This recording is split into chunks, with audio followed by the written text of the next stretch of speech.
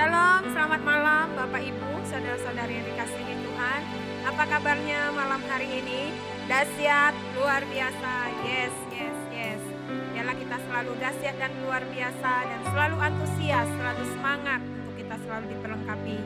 Sebelum kita diperlengkapi dengan pengajaran pada malam hari ini, mari sama-sama kita katakan pujian ini kepada Tuhan Yesus. Haleluya. Ku ada sebagaimana ku ada, berdiri menghadap tahtamu Bapa. Semua karena anugerah-Mu yang telah selamatkanku. Ku hidup dalam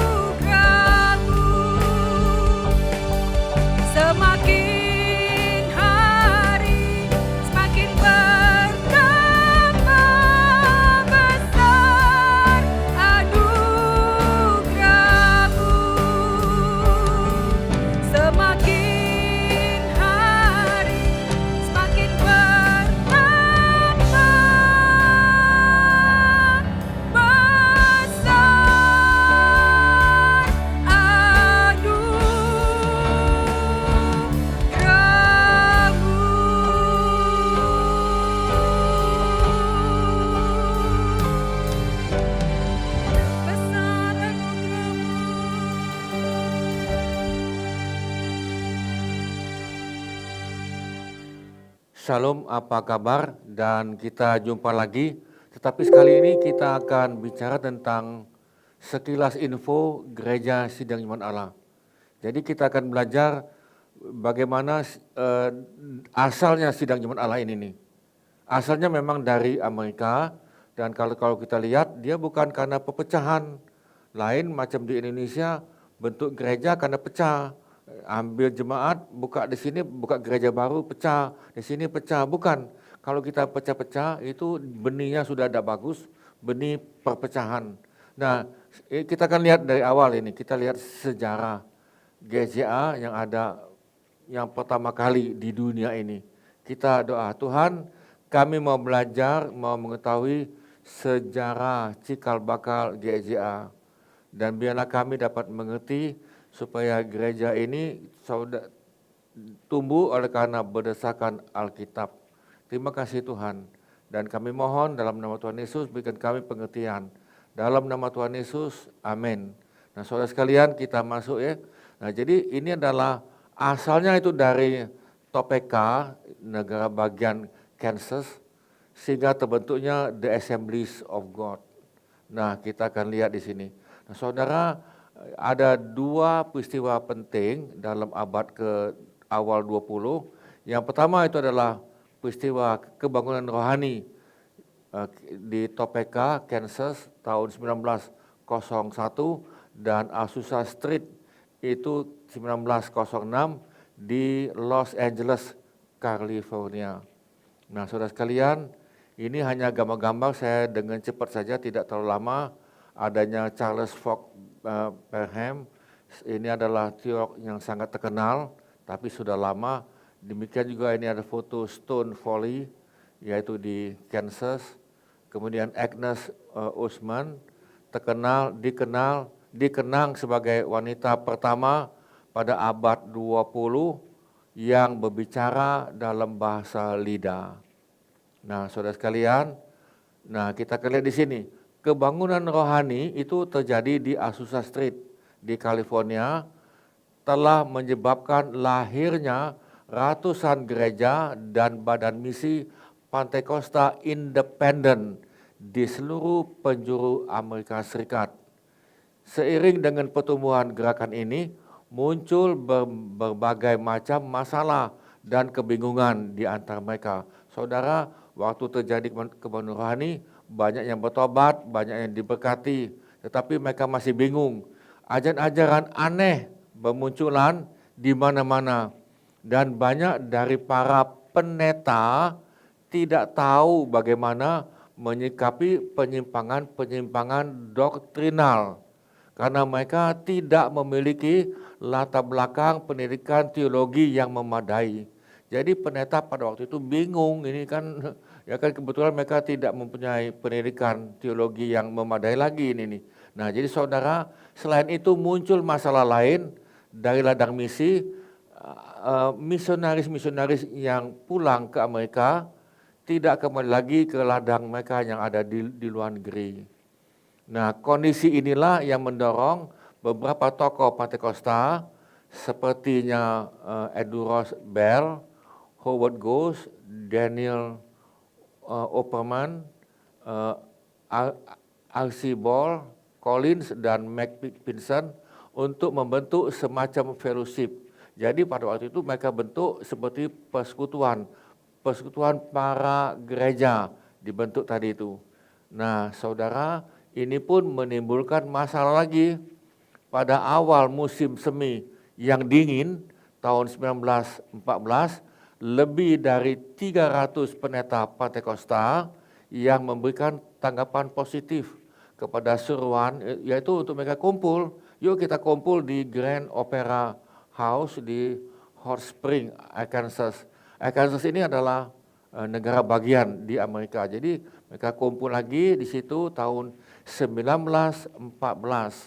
Nah, mereka mayoritas datang dari negara bagian barat tengah Amerika, namun mempresentasikan 17 negara termasuk Mesir dan Afrika Selatan. Jadi saudara, waktu itu mereka kumpul ya kan dari 17 negara lagi. dan pada hari Kamis tanggal 2 April sehingga Minggu tanggal 5 April 1914 mereka hanya ibadah dan berdoa. Lalu mereka berdoa selama tanggal 2 sampai tanggal 5. Nah, barulah pada hari Senin tanggal 6 April 1914 mereka mulai berbicara tentang pelayanan. Jadi mereka doa dulu ini saudara, mereka doa dulu, mereka bukan langsung ngomong soal pelayanan. Hasil akhir dari pertemuan tersebut adalah dibentuknya The Assemblies of God. Nah, jadi saudara terbentuklah gereja Sidang Jemaat Allah ini nih. Dengan pendeta Bell ditunjuk sebagai ketua umum dan pendeta Flower sebagai sekretaris umum. Kantor pusat mereka dari Assembly of God diambil di sebuah sekolah Alkitab kecil di Findlay di negara bagian Ohio. Nah, saudara, inilah gambarnya yang saya percaya mereka semua sudah tidak ada lagi pada hari ini nih. Nah, mula-mula The Assemblies of God lebih bersifat seperti fellowship. Jadi Assembly of God itu sepertinya itu persekutuan dan bukan sebuah denominasi seperti sekarang.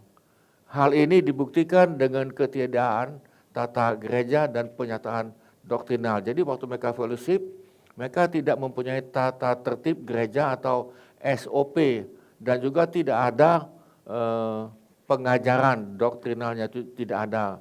Nah, persepsi umum di antara para pendeta Pentakosta yang anti, kebetulan gini, pada waktu itu ada pendeta ahli Pentakosta, mereka anti. Mereka mau, untuk apa kita bentuk gereja dengan sebuah doktrin yang hal ini, yang jelas, dan kemudian tata tertib gereja. Jadi mereka tidak mau yang membentuk sebuah gereja atau sinode, mereka tidak mau, tetapi mereka hanya persekutuan secara bebas. Nah, saudara, ini gambar yang dahulu ya kan, ini Frank Evan dan lain-lain. Nah, kita masuk lagi di sini. Nah, dengan cepat ajaran ini berkembang menyapu negeri Amerika Serikat. Jika tidak ada perlawanan dari orang-orang seperti Roswell Flower dan John Wells, The Assembly of God pasti berwarna Unitarian. Jadi saudara begini, pada waktu itu ada ajaran mereka maunya itu Unitarian, the oneness. Nanti kita akan lihat kapan-kapan ya saudara, pengajaran Unitarian itu apa itu. Nah, kita hari ini sampai hari ini nih kita tidak menganut Unitarian. Nah, sampai hari ini nih saudara, sebagai tambahan, banyak gereja, bukan banyak lah, ada gereja aliran Pentakosta di Indonesia, bahasa Indonesia, menganut Unitarian. Ada masih. Tetapi kita tidak ke situ, kita menganut kepada Trinitas. Nah, kita masuk ya. Pada tahun 1916 di kota St. Louis diadakan pertemuan besar yang berujung dengan dikeluarkannya The Statement of Fundamental Truth. Jadi saudara, pada tahun 1916, jadi gereja Sidang Jemaat Allah mempunyai 16 doktrin Alkitab. Nah, itu yang dikatakan dalam bahasa Inggris fundamental truth yang jelas dan menolak oneness, artinya menolak Unitarian. Dan dengan demikian sejak tahun 1916 Gereja Sidang Jemaat Allah di Amerika meneguhkan doktrin Trinitarian. Jadi mereka teguhkan pada tahun 1916 bahwa Sidang Jemaat Allah mempunyai doktrin pengajaran Trinitas sampai hari ini. Nah saudara, tetapi saudara ada harganya mesti dibayar tadi. Ya kan, ketika diumumkan, dikeluarkan The Statement of Fundamental Truth ini, saudara, itu ada 156 pendeta dari Sidang Jemaat Allah keluar, ya kan. Lalu mereka membentuk The Pentecostal Assemblies of the World. Nah, ini mereka bentuk sampai hari ini ada ini, tetapi tidak berkembang karena ini hanyalah bentuk persekutuan saja. Nah, berakhirnya kontroversi oneness tadi atau Unitarian teologi dalam di dalam tubuh sidang Jemaat Allah Assembly of God bukan saja menandai lahirnya The Assembly of God sebagai salah satu denominasi aliran Pentakosta, melainkan juga komitmen dari The Assembly of God untuk berada dalam alur ortodoksi. Jadi kita saudara tidak ekstrim ke kanan atau ke kiri, kita tengah-tengah. Nah ini tadi. Nah jadi saudara, menurut pendeta Dr. William Menzies, pilihan ini sungguh tepat karena William Menzies adalah salah satu pakar teolog GZA yang sangat terkenal. Justru karena berada dalam jalur ortodoksi inilah The Assembly of God dengan cepat terus lestari dan berkembang, bukannya layu dan kemudian mati di tengah pusaran waktu, bukan. Jadi saudara, dengan adanya kita jalur tidak ekstrim ke kanan atau ke kiri dan kita pada ajaran aliran ajaran Alkitab, kita terus semakin berkembang. Hal ini dapat dibuktikan dengan catatan statistik, yaitu di Seabed sesudah peristiwa di Hot Spring, Arkansas tahun 2014, The Assemblies of God menjadi pilihan denominasi yang anggotanya pada waktu itu 60 juta lebih yang tersebar lebih dari 100 negara. Jadi pada hari ini saudara, pada tahun 2020 diperkirakan sudah 85 juta dan bahkan mempunyai target tahun 2030 itu mencapai sampai 100 juta jemaat yang ada di seluruh muka bumi ini. Nah saudara, dengan jumlah konstituen yang begitu besar itu, The Assembly of God kini menjadi denominasi Pentakosta terbesar di dunia. Nah jadi saudara, ini waktu mereka rapat, gambar ini rapat begitu banyak. Nah kita lihat Indonesia. Nah kita lihat sekilas sejarah GSCA yang kita lihat, kita bagi dulu 1936 sampai 2016. Nah kita lihat ke belakang. Cikal bakal GSCA Indonesia ini. Cikal bakal GSCA Indonesia dapat ditelusuri dengan pelayanan 3 orang, 3 keluarga ini nih. 3 keluarga ini bukan biaya oleh gereja, tetapi swakarsa dan swadana dari Amerika. Nah saudara, pendeta itu satu, pendeta Kenneth Short. Kenneth Short adalah lulusan sekolah Alkitab Southern California Bible School yang hari ini sudah menjadi Vanguard University. Ini sebuah universitas yang sangat terkenal di Amerika dan sangat ketat ini tadi. Nah setelah lulus, dia belayar ke Indonesia tahun 1936 dan kemudian melayani di daerah Pulang Pisau, Kalimantan Tengah. Pada tahun 1938, pendeta Glady Oaks dengan pacarnya dia ke Indonesia, lalu mereka menikah di Surabaya Oktober 1938. Setelah menikah, mereka kembali lagi ke pedalaman Kalimantan. Nah saudara, ini foto daripada Vanguard yang ada di California, universitas yang cukup terkenal. Nah saudara, sebelumnya gambar ini, nah itu gambar ini yang sebelumnya, tetapi sudah berkembang terus. Tuhan berkati. Kemudian datang lagi namanya Kenneth and Glady Short. Ini gambar tadi di sini saudara bisa lihat. Mereka semua sudah tidak ada lagi. Tetapi mereka adalah pahlawan-pahlawan GZA yang merintis untuk di Indonesia ini nih. Mereka adalah misionaris dari Amerika. Nah saudara bisa lihat gambar ini. Inilah gambar yang mereka mengadakan pelayanan di Kalimantan Tengah, sampai ada ibu pendeta menggendong anak orang utan. Nah saudara bisa lihat rumah mereka kayu-kayu semua, dan terima kasih pada hari ini banyak yang sudah terima Tuhan di sana. Nah saudara sekalian, yang kedua adalah keluarga Reb Devin. Nah Reb Devin adalah seorang pengusaha furniture di kota Seattle. Kota Seattle itu adalah di negara bagian di atas California. Setelah bertobat dan mengalami pengalaman Pentakosta, ia memutuskan untuk menjadi utusan Injil ke Indonesia. Jadi menjadi misionaris. Mula-mula ia melamar menjadi utusan di CAMA, tetapi ditolak dengan alasan terlalu tua. Nah, dia dan keluarganya akhirnya berangkat ke Indonesia sebagai misionaris swakarsa dan swadana pada tahun 1938.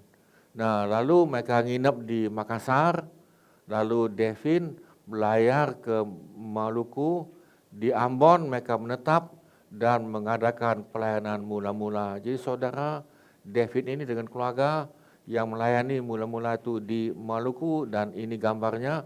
Dan puji Tuhan, di Maluku mereka berkembang sampai hari ini sudah ribuan, banyak sekali gereja yang sudah anak Tuhan di sana.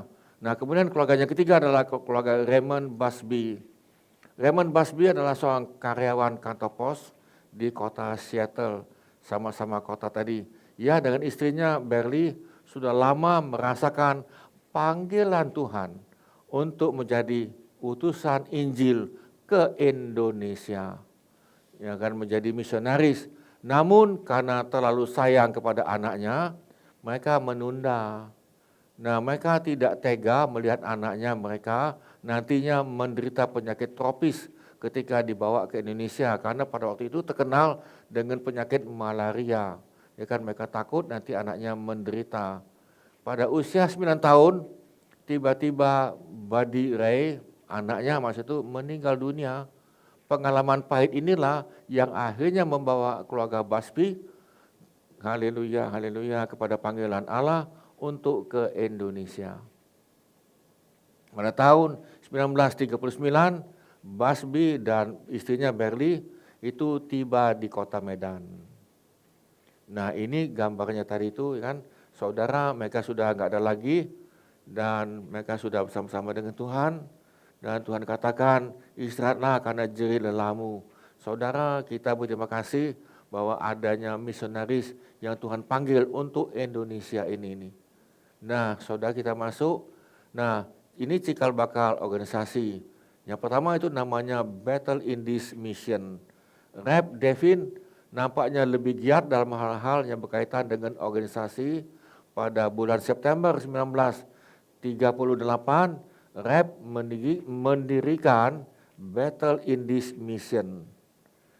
Pada tanggal 24 April 1940, organisasi ini menerima pengakuan dari pemerintah Hindia Belanda, karena pada waktu itu kan masih dijajah oleh Belanda masih.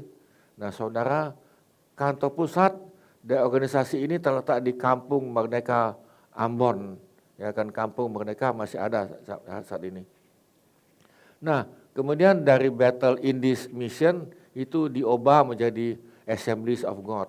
Assembly of God adalah sebuah denominasi Pentakosta yang didirikan pada tahun 1914 di Hot Spring, Kansas di Amerika. Jadi saudara, gereja Assembly of God itu berdiri di Hot Spring, Kansas pada tahun 1914, bulan April kalau tidak salah. Nah, ketika perang Pasifik pecah, keluarga Short, Devin, dan pendeta Busby, ketiga-tiga pendeta ini terpaksa meninggalkan Indonesia. Selama masa perang tersebut, mereka menggabungkan diri dalam pelayanan Injil Assembly of God. Jadi mereka melamar sebagai pendeta Assemblies of God di Amerika. Nah, setelah perang Asia atau perang Pasifik selesai, ketiga misionaris ini kembali ke Indonesia. Kali ini status mereka resmi sebagai misionaris utusan Injil dari Assemblies of God Amerika Serikat.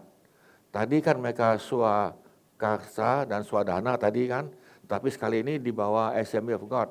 Namun demikian, nama Battle in this Mission masih terus dipakai sehingga bulan Januari 1951, karena ini sudah terdaftar pada zaman pemerintahan Belanda. Tahun 1951 kan sudah merdeka Indonesia.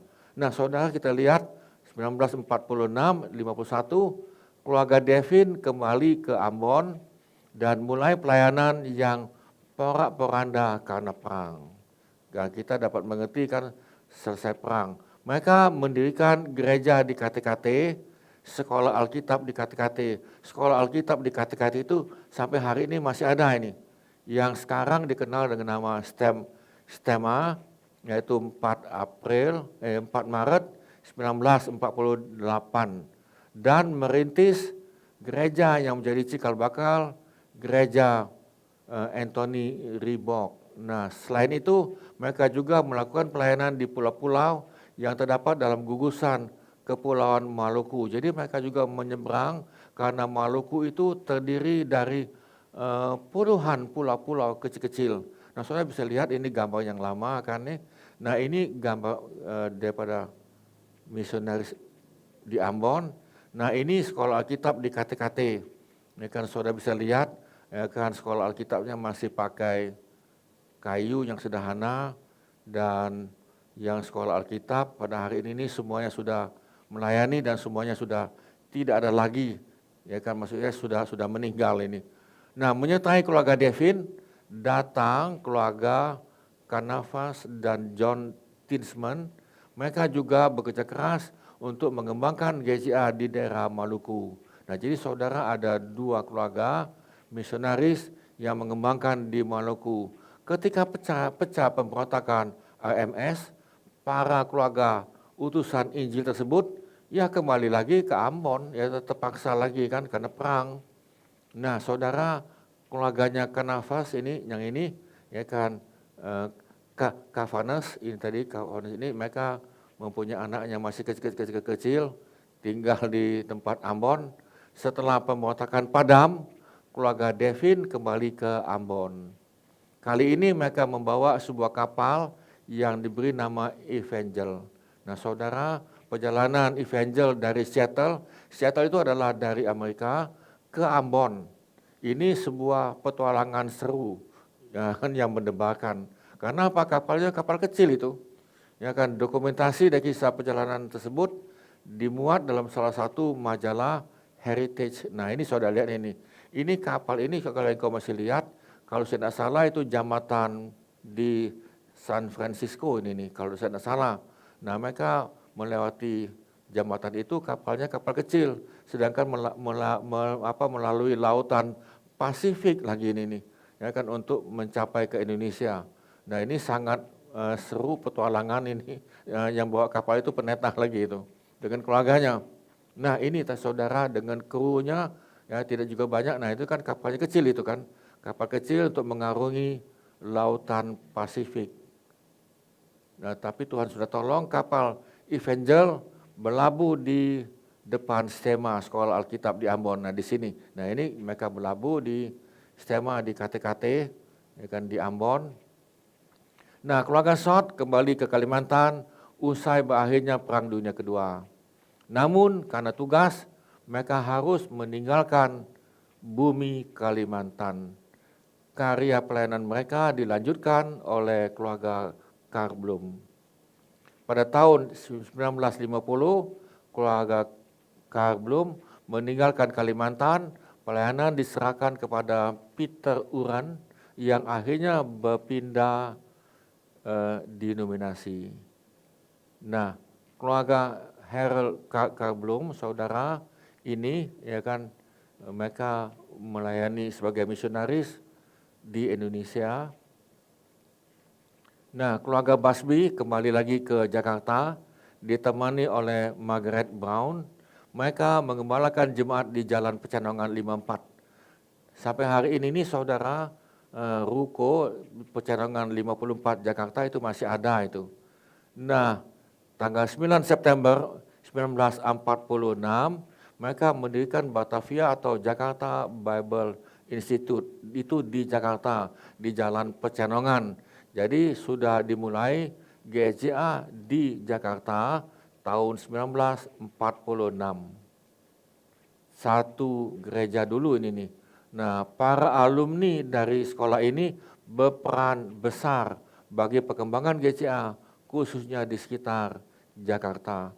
Jadi di Jakarta hari ini nih, sudah ada GCA lebih daripada 100 sidang di Jakarta, besar dan kecil. Keluarga Basbi juga mengunjungi Sumatera Utara untuk merintis dan membina calon pelayan Injil di sana. Nah, lalu saudara kita lihat lagi, ini Jakarta Bible Institute. Nah, ini tadi yang ada di Pecenongan, yang kau bisa lihat, ya kan, mereka masih model zaman dulu kan, wanitanya pakai sarung, ya kan tadi. Nah, inilah mereka tadi, dan mereka inilah yang cikal bakal untuk membuka GCA yang ada di Jakarta bisa sampai di atas 100 sidang pada hari ini nih. Nah, saudara, nah ini tadi sebentar. Nah, ini gambar mereka di dalam sekolah Alkitab di Jalan Pecenongan 54 masih ada, dan kita lihat kenang-kenangan sejak tahun 1946. Nah, saudara sekalian, nah ini di Indonesia mulai kongres pertama. Kongres pertama mulai tahun 1951, yaitu 1 sampai tanggal 5 Januari 1951. Jadi masih baru ini saudara. Keputusan penting yang diambil, penggantian nama Battle in this Mission menjadi Sidang-sidang Jumaat Allah di Indonesia. Nah, Pendeta Rep Devin dipilih sebagai ketua umum pertama. Jadi itulah ketua umum yang pertama untuk di Indonesia ini. Nah, menerima usulan bergabungnya beberapa gereja Pingster Sending ke dalam GJA, mereka menerima adanya aliran-aliran Pentakosta yang lain. Nah, saudara, ini adalah Pingster itu artinya itu Pentakosta, Sending itu utusan, adalah salah satu denominasi Pentakosta tertua di Indonesia. Pendirinya seorang pendeta namanya Margaret Als. Itu pun misionaris. Nah, saudara, Margaret Als ini, nah ini gambar tadi, ini dia adalah seorang misionaris, ya kan, yang Tuhan kirimkan ke Indonesia juga ini. Jadi sudah banyak misionaris. Nah, peserta kongres pertama ini memang tidak banyak saudara, karena itu gabungan ada pendeta dari Indonesia dan pendeta dari luar negeri, yaitu para misionaris. Jadi itulah kongres yang pertama untuk GCA Indonesia. Nah, ini mulai tahun pertumbuhan, tahun 1951 sampai 1959. Nah, saudara, tahun-tahun pertumbuhan mencakup garis waktu di antara perubahan nama Battle in this Mission ke Sidang Jumaat Allah Indonesia 1951, dan kemudian terpilihnya Pendeta Sumardi Stefanus sebagai ketua umum GCA yang berikut ini maksud itu pendeta nasional ini nih 1959, yang menandai terjadinya transisi kepemimpinan yang mulus dari tangan misionaris American Assemblies of God ke tangan para pemimpin nasional. Jadi saudara, mulai saat itu terjadilah peralihan.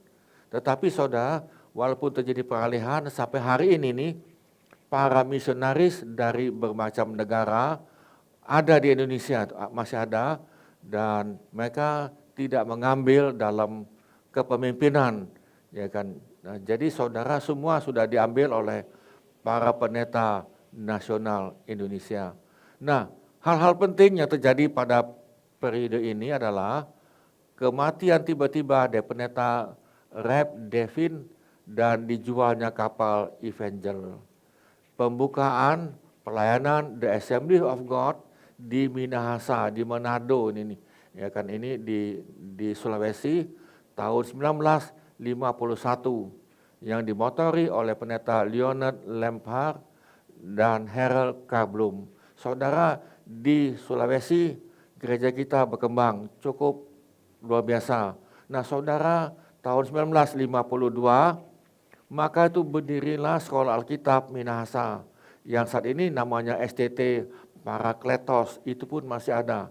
Saudara, sebagai tambahan, sampai hari ini GSIA Indonesia mempunyai 13 STT Alkitab dengan program S1. Jadi saudara, kita adalah gereja atau sinode yang mempunyai banyak sekolah Alkitab di Indonesia ini nih. Dari Medan, di Batam dan lain-lain sampai ke Ambon sana.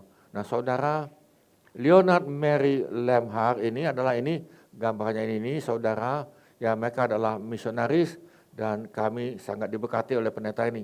Nah salah satu gereja GCA mula-mula di Minahasa. Nah ini, jadi ini gereja mula-mula ini, gereja mula-mula yang ada di Sulawesi, bentuknya model ini saudara, semuanya kayu kan, semuanya kayu dan puji Tuhan, dan ini tetap berkembang terus sampai hari ini nih. Nah saudara, itulah waktu mereka mengadakan peletakan batu pertama dengan pendeta yang tadi itu saudara bisa lihat, walaupun tidak jelas mungkin gambarnya. Lalu diadakan kongres kedua di Minahasa tahun 1952. Terpilihlah saudara Ketua Umum Pendeta John Timsman ini tadi. Dia adalah seorang misionaris. Nah ini peserta kongres kedua. Yang tadi kan saudara kongres kedua, ada gabungan, ada misionaris dan ada pendeta nasional Indonesia. Nah saudara, keluarga John Timsman ini dengan anaknya masih kecil, dan pada bulan Desember 1951 pendeta Jethro Bunyamin dipilih untuk mengembalakan GCA Jalan Pecenongan 54 menggantikan Raymond Busby. Saudara, pendeta Jethro Bunyamin sudah meninggal dalam beberapa tahun yang tadi pada usia 97 tahun, atau namanya tuh T Buntai. Jadi keluarga T. Nah saudara, jadi ini keluarga daripada Pak Benyamin, Jethro Bunyamin yang masih muda, ya kan, di depan gereja di Jalan Pecenongan 54. Suatu kenang-kenangan yang luar biasa. 1951, ya kan, luar biasa. Nah, kemudian dibukanya 2 sekolah Alkitab baru lagi. Saudara, ini yang jadi yang kita heran, GSIA ini selalu dalam pengajaran. Dibuka sekolah Alkitab Medan tahun 1952, masih ada sampai hari ini nih. Dan kemudian Malang Bible Institute itu menjadi Sati, ya kan, tahun 1955. 2 sekolah Alkitab ini atau STT ini masih ada dan sudah diakui oleh pemerintah. Pembukaan tempat pelayanan baru di gugusan Pulau Maluku, yaitu Pulau Buru, Saparua, Sulawesi Selatan dan Utara, serta Medan. Jadi saudara, mereka mengembangkan itu sampai ke Medan. Nah saudara, ini ya kan, ini saudara bisa lihat dalam pelayanan mereka, yaitu kan semuanya ya hamba-hamba Tuhan, para pendeta yang Tuhan panggil. Nah, kongres ketiga di Malang tahun 1956, dalam kongres ini terpilihlah pendeta Harold K. Bloom menjadi ketua umum. Kemudian ada terbentuknya BPD Jabar, Jateng, Jatim, Sumatera, Sulawesi Selatan, Sulawesi Utara, dan Maluku mulai dibentuk. Jadi saudara, sudah mulai BPD. Tapi kalau dibandingkan sampai hari ini nih, BPD sudah sampai mencapai 34 BPD. Nah, pecahnya perang Permesta di Sulut 1957 sampai 1961 memperlambat pertumbuhan GCA di Sulut. Ya jelas karena ada perang kan. Jadi perang yang juga menghambat. Nah saudara, kita lihat itulah gereja Sidang Jumat Allah yang ada di Maluku ini nih. Nah, kita masuk lagi di sini. Nah, jadi saudara kita masuk. Nah, ini kita lompat ya. Lalu Kongres keempat 1951 di Jakarta, maka terpilihlah pendeta Sumardi Stefanus. Nah, inilah adalah pendeta nasional yang pertama yang dibentuk, yang terpilih. Yang selama ini kan oleh misionaris. Jadi kan sudah peralihan itu baru inilah tahun 1959.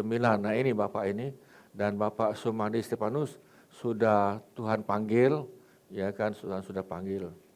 Nah, saudara, inilah gambar-gambarnya yang lama-lama kan ya.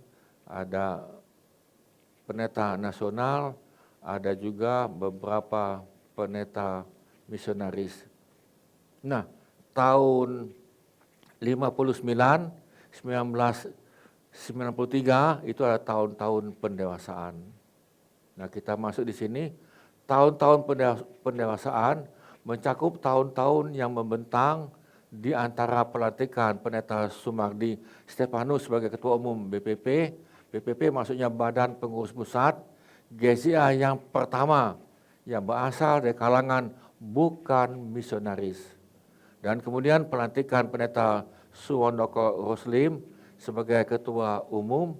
Yang ketiga, tahun 1993 yang berasal juga bukan misionaris. Jadi saudara, sejak itu sampai hari ini nih, jadi ketua umumnya itu tidak dari misionaris. Semuanya dari pendeta nasional Indonesia. Nah, jika pendeta Sumardi Stefanus mewakili generasi pertama dari para pelayan Injil GSIA yang umumnya dibesarkan tanpa memperoleh kesempatan menikmati pendidikan tinggi secara formal, maka di pihak lain pendeta Suwandoko Roslim mewakili generasi kedua dari para pelayan Injil GSSJA yang umumnya pernah mengecap pendidikan tinggi secara formal. Jadi saudara, dulu kebanyakan itu mereka tidak mengalami pendidikan formal. Maksudnya tidak mengalami pendidikan di sekolah Alkitab. Nah saudara, ini halnya penting yang terjadi dalam masa periode ini. Pertumbuhan secara kuantitatif jumlah dan ekspansi secara geografis. Kemajuan dalam hal berorganisasi, dibentuknya itu departemen. Jadi saudara mulai berkembang, dibentuk departemen kaum muda nasional ini nih, yang dari pusat untuk Indonesia. Kemudian departemen kaum wanita oleh Joyce Devin, departemen sekolah minggu sampai kepada kongres ke-6 di Batu Malang 1963, departemen pengabaran Injil oleh pendeta Karblum 1968. Tetapi hari ini kita sudah berkembang, saya juga lupa berapa departemen nasional, kalau salah itu sudah mencapai sampai belasan departemen nasional pusat. Nah, dibentuknya pada tahun 1961, yaitu yang bernama Gandum Mas. Jadi saudara, penerbit Gandum Mas itu adalah salah satu aset sinode Sidang Jemaat Allah Indonesia. Itu dibentuk pada tahun 1991. Ya, dibentuk kemudian Departemen Radio 1968 oleh pendeta Leonard Lemhar lagi. Nah saudara, nah ini gambar yang lama-lama, ya kan, mereka sudah dipanggil Tuhan. Nah, penerbit Gandum Mas itu dimulai oleh pendeta Anthony Sorbo. Nah, beliau sudah tidak ada lagi, sudah meninggal, Tuhan panggil istrinya dulu, lalu Bapak Pendeta Anthony Sorbo. Bapak Anthony Sorbo sudah beberapa kali juga ke Palembang, dan saat ini ada anaknya, ya kan, kalau saudara masih ingat, ya kan. Nah, saudara, nah ini gambarnya ada di Malang.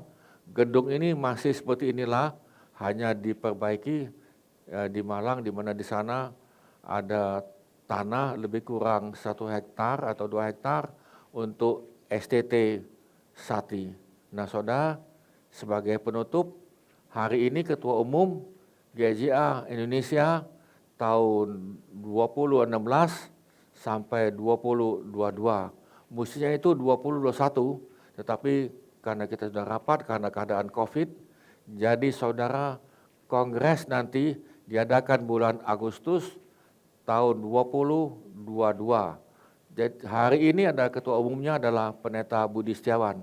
Dan kita dalam BPP itu ada 5 itu. Ada 5 pendeta, demikian juga dengan semua BPD 5, itu pun sudah dibentuk dari Amerika. Semuanya ada 5, tidak boleh 1 atau 2, tetap 5. Dibentuk lagi departemen-departemen nasional maupun yang ada di daerah. Nah saudara sekalian, itulah yang saya bisa sampaikan sekilas info GJA yang ada di Amerika yang sebagai cikal bakal tahun 1916 kalau sudah masih ingat, ya kan, di Hot Spring, Arkansas di Amerika. Nah itulah terbentuk pertama kali untuk GJA yang ada di Amerika, lalu berkembang di lebih daripada 100 negara, masing-masing dalam bahasa mereka masing-masing. Jadi kalau mereka ada di Vietnam, dalam bahasa Vietnam. Kalau mereka ada di Indonesia, bentuknya adalah dalam bahasa Indonesia.